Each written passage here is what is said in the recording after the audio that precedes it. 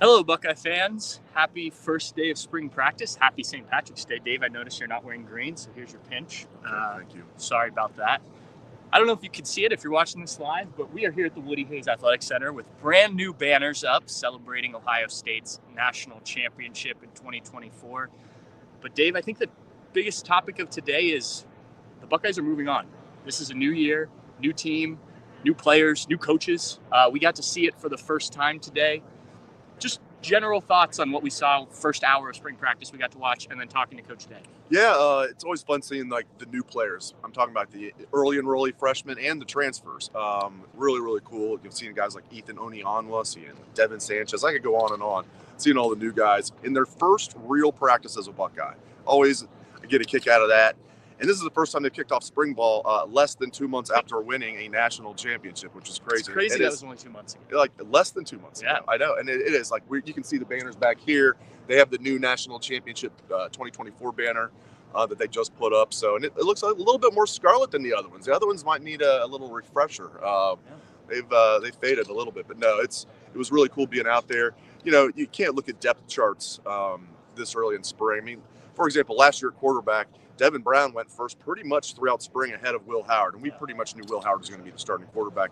How'd that work out? Today, usually Lincoln Keenholz was going first ahead of Julian Sand. And I thought Lincoln looked good, and I'm glad he's here. I'll be very surprised if Julian's not the starting quarterback. Sure. And then one more real quick thing, Austin Saraveld. I was curious, who's going to be working at left tackle? I figured it'd be Onianwa, but I also said, this being his first practice ever at Ohio State, they're just going to put him with the first team. That's not usually how they do it. That's not how they did it today either. They had Austin Saraveld working at left tackle, which I found interesting with the first team.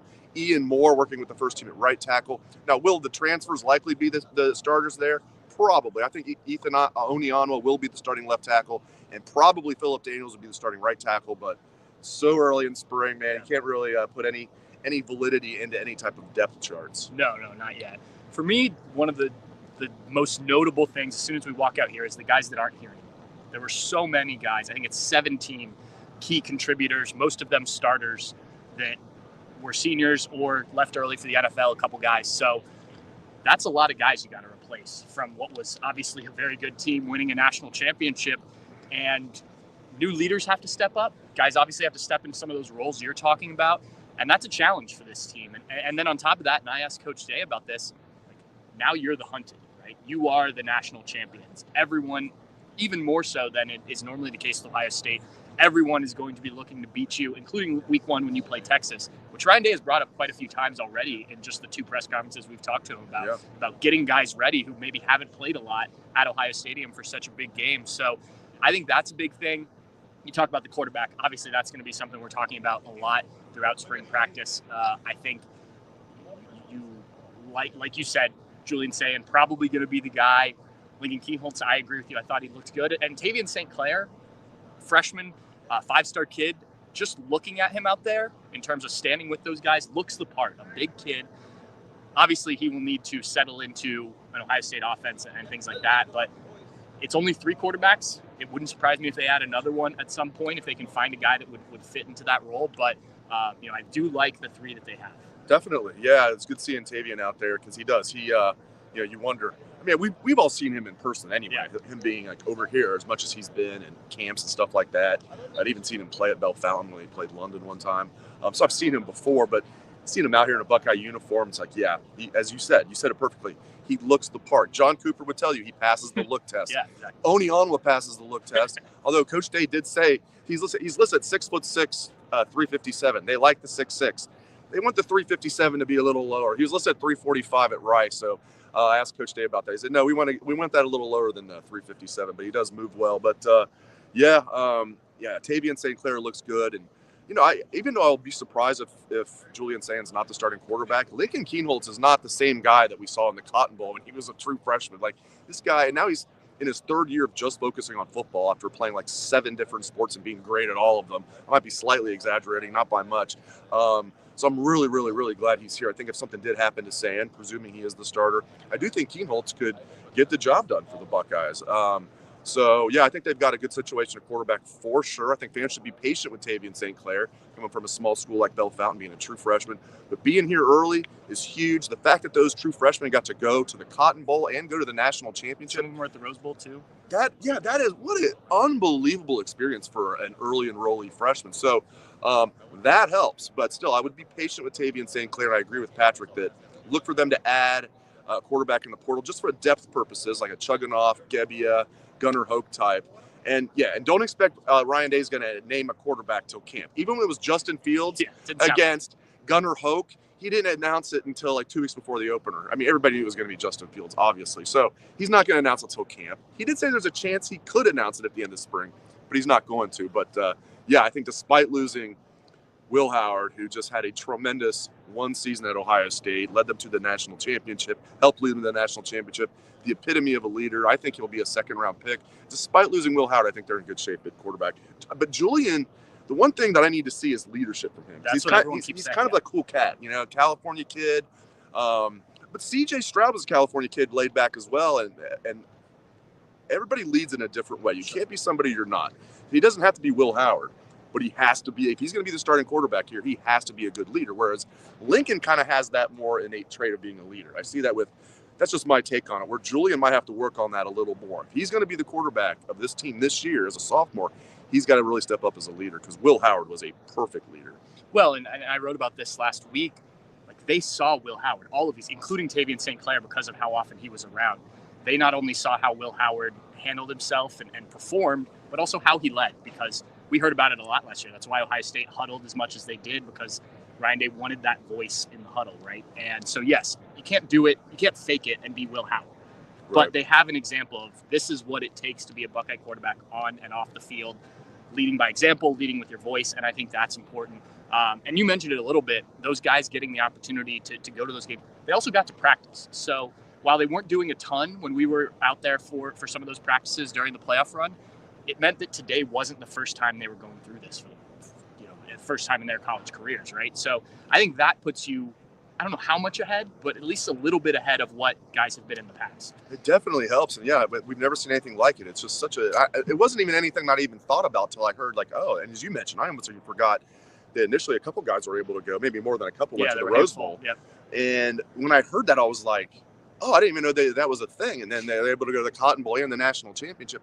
I mean, I don't know how much that helps, but it can't hurt. It has to help to some degree, especially being around, experiencing a national championship, being around, we talked about Will Howard, but being around just absolute leaders of men like Jack Sawyer. You could go on and on and on. That's absolutely huge. I know Denzel Burke might have not had the year that we all wanted, but he was a leader in that room. Trust me, Denzel Burke was a leader, no doubt about it. So you're losing some really strong personalities. So leadership's going to be important, but I like the way these true freshmen look physically. I mean, a guy like Riley Pettijohn does not look like a freshman. In fact, I thought he was Arvell Reese. He's wearing the number 20. Arvell's changed to number 8. I'm like, look at Arvell out there, big Arvell at 20. It's like, no, that's actually Riley Pettijohn. I'm like, who just showed up. I'm like, oh my, because Arvell is and then you see number 8 out there. Like, that doesn't look like Lathan Ransom. Like, that's Arvell Reese. Right. But anyway, Riley Pettijohn looks good. Devin Sanchez looks like he's like a senior. He won't be here as a senior. He'll turn pro after his junior year, I'm sure. But he looks like a senior. I even thought a guy like Phillip Bell, a true freshman wide receiver wearing the number 7. I had to look at him like, who's that? I thought maybe he's 12. Bell, Quincy Porter's 12. Bell, I wasn't expecting Bell. Bell looked good. Now, day one, they're catching against air. No defense. So take that with a grain of salt. But I think these guys physically look very good. They've had over 2 months to work with Mickey Marotti now, and you can see the difference. Even guys like Jelani Thurman look a lot bigger. Edric Houston's up to 290 pounds, according to Larry Johnson. Listed at 270. Don't pay any attention to that. He's 290. He's going to be a 3-tech. So, and you look at how fresh they were at the end of the year, Patrick, and how healthy they are coming into spring, despite less than 2 months from playing in the national championship game. That's a huge feather in Mick Marotti's cap. For some reason, he was getting some flack from fans a couple of years ago, maybe even during last year. Look what happened. They were physical and fresh and healthy for the national championship run, despite playing 16 violent games.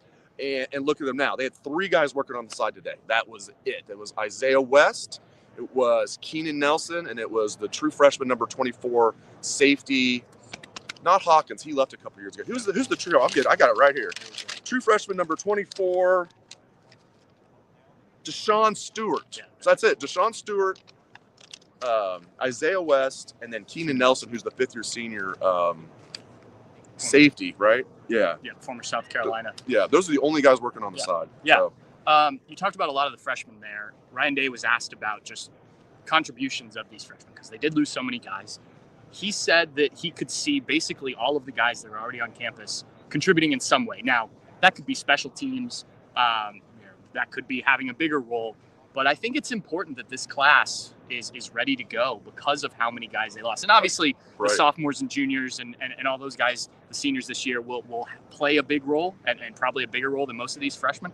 But I don't know if Coach Day would normally say that about a freshman. Sometimes he wants to temper expectations. It sounded like, he thinks that they, like you said, physically look the part.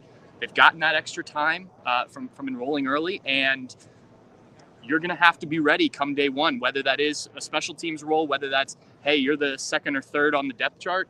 You might have to step into a game, especially week one against Texas. Who knows what happens? So this could be an important freshman class. Absolutely. And I don't see any true freshmen that are legit candidates to start, but I see a bunch that I think are going to play and play like key roles. Like take Devin Sanchez, for example. I don't think he's going to start. They got a lot of good, even losing Burke and losing Ransom, they got a lot of good DBs coming back. But I guarantee you that kid's going to be on the second team. He's going to play a lot on defense. He's also going to play on special teams. Let's look at a guy like Bo Jackson. He's going to be the number 3 running back, in my opinion. Today, he was going behind Sam Williams-Dixon. Maybe Sam will hold on to that number 3 job.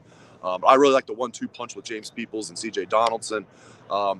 But I do think the number 3 back will play more than the number 3 back did last year, that being James Peoples. I do think Bo Jackson, whoever that number 3 back is, I think will play a little bit more than James Peoples did last year, because what happened last year? We had the best tandem that I've ever seen at running back. I missed Archie and Pete, so the best tandem I've ever seen at running back for Ohio State with Quinshawn and Trey, and they stayed healthy. So James Peoples, who they really, really, really liked, didn't play very much, but looked good when he was in there. So without question, James and CJ are going to be the number 1 and number 2 guys. But I do think a guy like Bo Jackson's going to play. And there's probably some other guys we could go through. I think Riley Pettijohn's a guy that's at least going to play on special teams, in my opinion. Probably TJ Alford as well. It's tough when you're going off the top of your head, but those are some guys that and that was very telling what Coach Day just said, because you're right. That was totally out of character for him to be like, yeah, there is a chance that, like, I can't think of one guy that's a true freshman early that I'm thinking, nah, he doesn't have a chance to play this year. They all do. Now, is Carter Lowe going to play a big role as a true freshman? No, but I tell you what, he looks the part. Carter Lowe's out there, 6'6", 340. Woo! Repping at left tackle, third team left tackle, first day of spring. Right.